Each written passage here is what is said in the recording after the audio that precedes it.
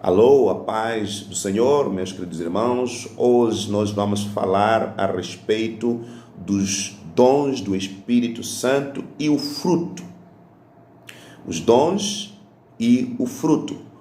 O perigo que há ou que existe na operação ou manifestação dos dons do Espírito sem o fruto. No livro de Gálatas, capítulo 5, versículo 22, a palavra de Deus diz o seguinte: entretanto, o fruto do Espírito é amor, alegria, paz, paciência, benignidade, bondade, fidelidade, mansidão e domínio próprio, ou equilíbrio mental. A palavra domínio próprio, em outras traduções, usam a palavra temperança, e também a mesma palavra significa controle mental, equilíbrio mental. Então, estes são frutos do Espírito. E antes de Paulo falar dos frutos do Espírito, ele falou das obras da carne, onde estão lá nesta lista o orgulho, a soberba, a prostituição, o adultério e todas aquelas coisas que são obras da carne. Mas estes aqui que nós acabamos de ler são os frutos do Espírito. E quando o Espírito Santo nos enche, ele molda o nosso caráter. E esses frutos do Espírito se manifestam no nosso caráter, se tornam o nosso caráter. E Mateus capítulo 12, versículo 33, a palavra de Deus diz o seguinte: uma árvore boa dá bom fruto. E a árvore aqui se refere às pessoas. Uma árvore boa dá bom fruto. Uma árvore ruim dá fruto ruim. Pois uma árvore é conhecida pelo seu fruto. É conhecida pelo seu fruto. Não é conhecida pelo seu dom. É conhecida pelo seu fruto. É o que a palavra está a dizer. E a Bíblia diz: pelos frutos os conhecereis. Como que nós iremos conhecer quem é verdadeiramente servo de Deus e quem não é servo de Deus? A Bíblia diz: pelos frutos nós os conheceremos. Quais frutos? O fruto do Espírito. Amor, bondade, mansidão, equilíbrio mental, todas essas coisas. Pelos frutos os conhecereis. Então, há um grande perigo quando a gente olha para os dons sem os frutos. Há um grande perigo. Vamos dar aqui alguns exemplos, começando com Saul, o rei Saul. Saul, quando foi escolhido para ser rei em Israel, Samuel deu algumas indicações, alguns sinais que iriam acontecer com ele. Um dos sinais foi que ele iria se encontrar com um grupo de profetas que estavam descendo da presença do Senhor do monte. Então ele havia de se juntar a eles e ele havia de profetizar juntamente com os profetas, mesmo não sendo profeta, mas por causa daquela atmosfera ele havia de ser influenciado com aquele clima e havia de profetizar juntamente com eles.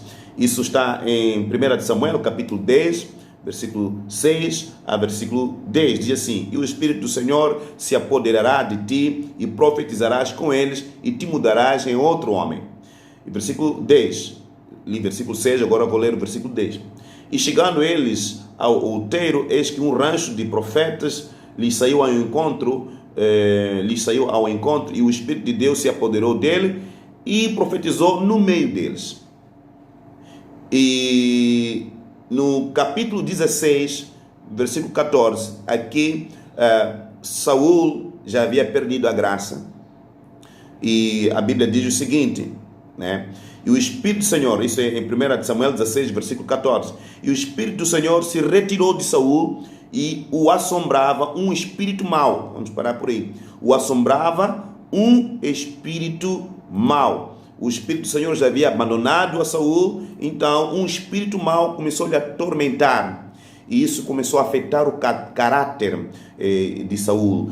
Digamos assim que ele começou a ter ataques de nervos, impaciência, um ciúme, ele era tomado dessas emoções negativas. Então, aí já não havia mais fruto do Espírito, mas ele ainda continuava no ofício de rei.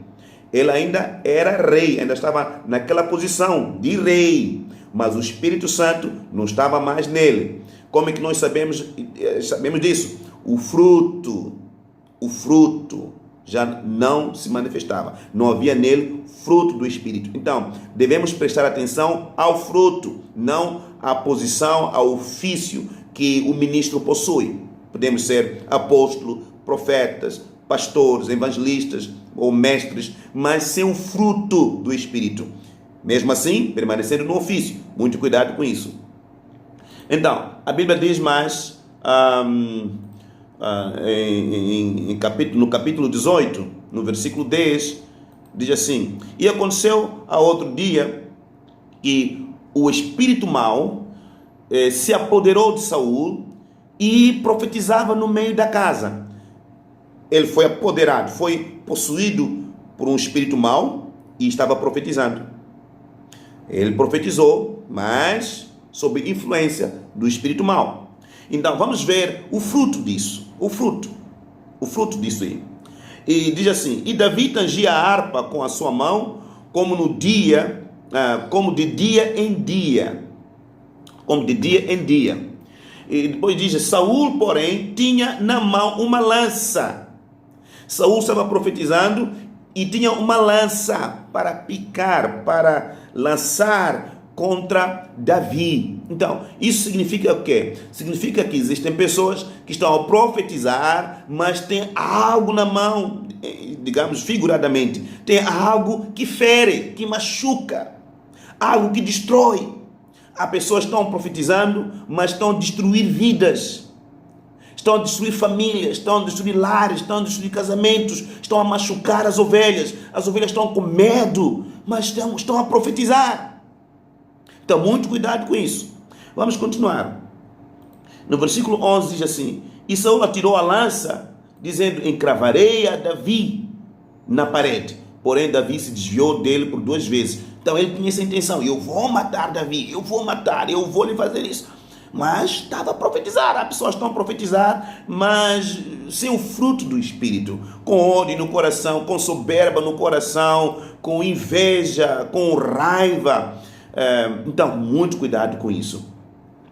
E mais tarde, no capítulo 19, versículo 23, Saul estava perseguindo Davi para o matar. Então ele foi até a Ramá, naquele território onde Samuel estava operando, e a atmosfera estava dominada pela unção profética. E a Bíblia diz que Saul foi até lá. A Bíblia diz assim, no versículo 23: então foi para Naiote em Ramá, e o mesmo Espírito de Deus veio sobre ele e ia profetizando até chegar em Naiote.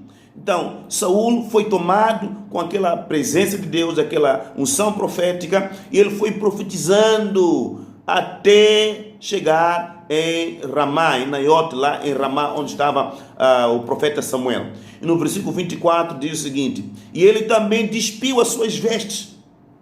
Então, nós podemos aplicar isso da seguinte maneira: enquanto ele profetizava, tendo um coração mau, então, qual foi o fruto disso? Foi despindo roupa. Existem profetas e profetisas, mas você olha para o que vestem, é estranho, é totalmente estranho. A Bíblia diz: pelos frutos conhecereis. Está a profetizar, sim, mas está a tirar roupa. Alguns estão quase nus ou nuas, mas estão a profetizar. Estranho isso aí, estranho. E a Bíblia diz: e ele também profetizou diante de Samuel, e esteve nu por terra todo aquele dia e toda aquela noite. Nu. Como é que alguém vai profetizar nu, né? Sem roupa?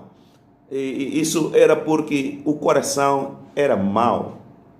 O coração era mau. E para terminar, vamos ler Apocalipse capítulo 2, no versículo 20. Diz assim: mas tenho contra ti que toleras, tenho contra ti o tolerares que Jezabel, mulher que se diz profetiza, ensine e engane os meus servos, para que se prostituam.